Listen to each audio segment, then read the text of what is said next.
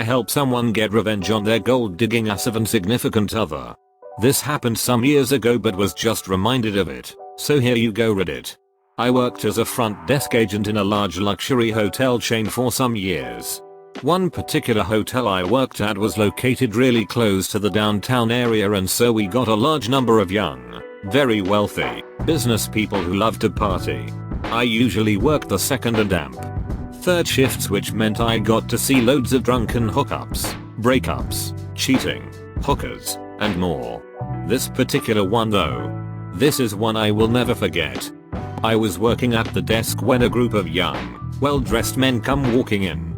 They've all clearly been drinking, but aren't so drunk that they can't walk right and hold a conversation.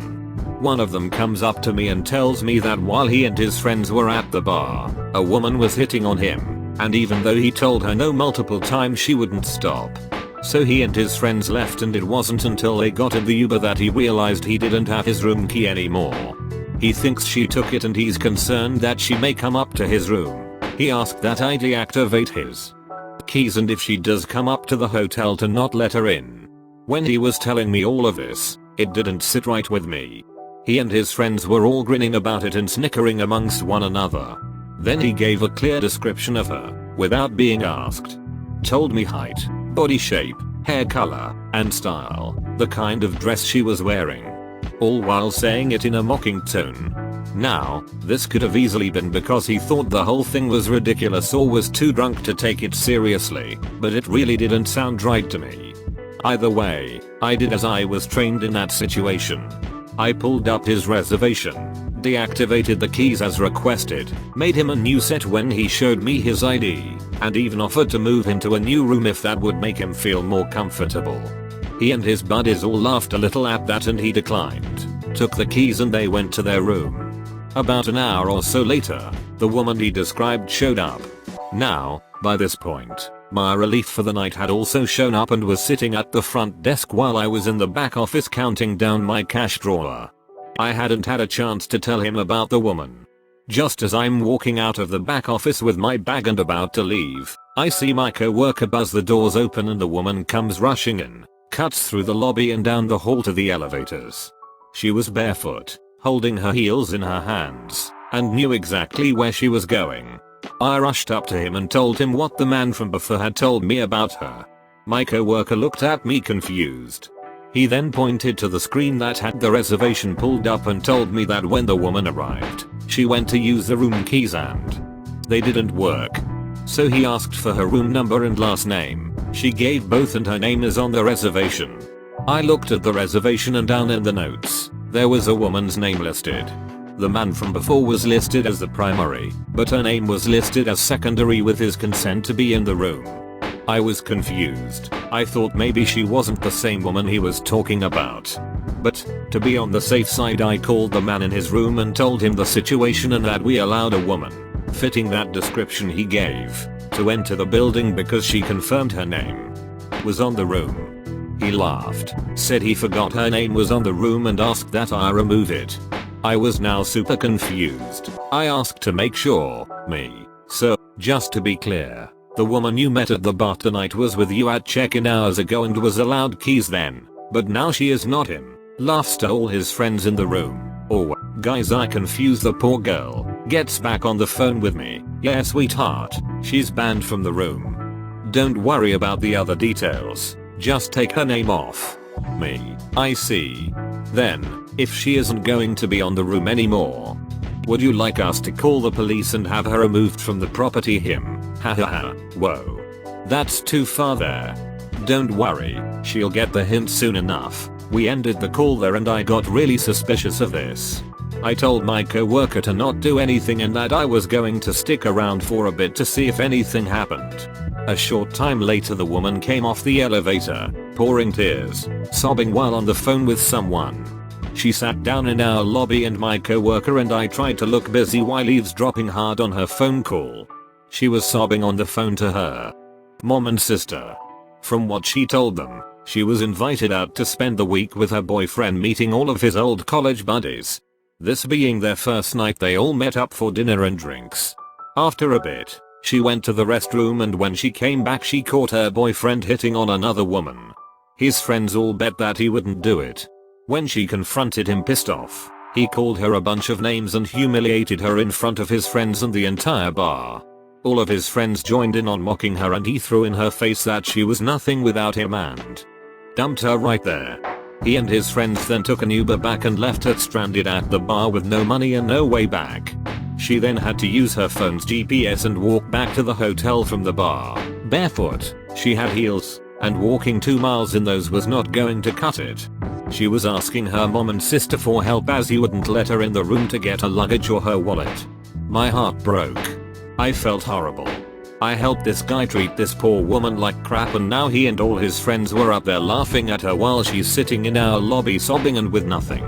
I went over to our snacks area in the lobby, grabbed her a bottled water, and brought it to her. I told her that I couldn't help but overhear the conversation and was very sorry for her situation and asked if she would like us to help. I informed her that if he was keeping her from getting to her things, we could call the police and have them force him to hand over her things so she could leave if she'd like. Or if she wanted to let her mom or sister pay for a room, we'd be happy to give her a very low rate in a room far from him. She thanked me, took the water, and tried to calm down and talk to me about what all was happening and what her options were. Eventually, we decided on her staying in the hotel for the night and figuring out the rest in the morning. As we make it to the desk, she asks me to try and run her credit card to see if it has enough on it for another room.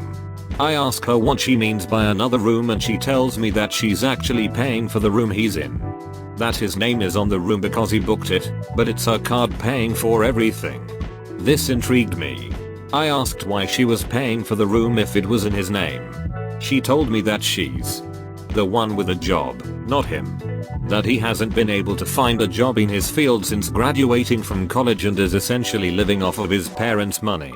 But just after they started dating, his parents cut him off, so he's been living off of her money. That's why she was so upset and confused by how he had been acting all night. He was sweet and doing everything for her back home, but since he met up with his friends he did a 180 and hasn't been the same guy the entire time. I wanted to tell her that it was obvious he was using her for the money and that he would probably blame his friends for all of this and try to get back with her later on. But I doubted she would have listened to me or cared for a complete stranger to butt in on her personal life like that. So instead, I offered up a sweet piece of revenge. I informed her that, considering she's the one paying for the room, if she can confirm that it is her card on file with some sort of photo ID and verify the last 4 digits of the card number, that's honestly all this hotel company required, then she could, if she wanted to, kick him out of the room and keep it all to herself. But, considering how poorly her night has been, if she were indeed able to prove she is the one paying for the room, then I'd be more than happy to provide for her the biggest luxury upgrade we offered at our property. Largest suite we had, full hotel amenity access. I'd even have my co-worker fish out a bottle of champagne and some fresh strawberries for her to have sent to her room. All free of charge. She was taken aback by the offer and was very sincerely tempted. She looked like she was about to say no. Then I told her that since she would be upgrading her room, that would require moving her things from that room and into her new one. Which mean the room that she is currently listed in would need to be vacated immediately. If anyone were to remain in the room after we have demanded it be vacated, we are required to have them escorted off the property or they pay for the room. Their choice. She then thought about it, pulled up her card's banking app and showed me the screen. It had a photo of her full name, the card's full number, and the hold from our hotel for the room. She asked if that worked. It was good enough for me. I quickly upgraded her, moved everything over in the system, and before I could say a word to my coworker he was already grabbing a set of master keys, a bell cart, and was asking her what her luggage looked like since he would be the one retrieving it for her to deliver to her room. He didn't want her to have to deal with her ex again. She smiled and told him which ones were hers and that she hadn't unpacked yet. My coworker runs down to the elevators and up to fetch her things, while I make her a new set of keys and send her off to her new room. Once she's on the elevator, my phone at the desk starts ringing. It's the ex-boyfriend. And he's very angry about why my coworker has entered the room and is taking her things. I calmly explain that I cannot give out the private information of any of our guests and that if he would like to remain in his room he will need to pay for it as there is no longer a method of payment on his room. He blew up. He's making a ton of demands and at the same time yelling at my coworker to stop what he's doing, but it's obvious from the way he's yelling at him that my coworker isn't listening to him. I can even hear the guy's friends telling him to chill out and just pay for the room. I then explained that we will give him a courtesy 10 minutes to make a decision. At which point, if he doesn't have payment ready then he must vacate the building or we will be forced to call the authorities and have him evicted. He continues to yell at me. He screams, swears, threatens, and yells for a solid minute before taking a breath. I then tell him he has 9 minutes remaining and asks if he has come to a decision yet. He hangs up on me. 9 minutes later I call the room and he doesn't answer. I call again, no answer. I call a third time, he picks up, then immediately hangs up. I call the police and tell them what's going on and they said they're on their way.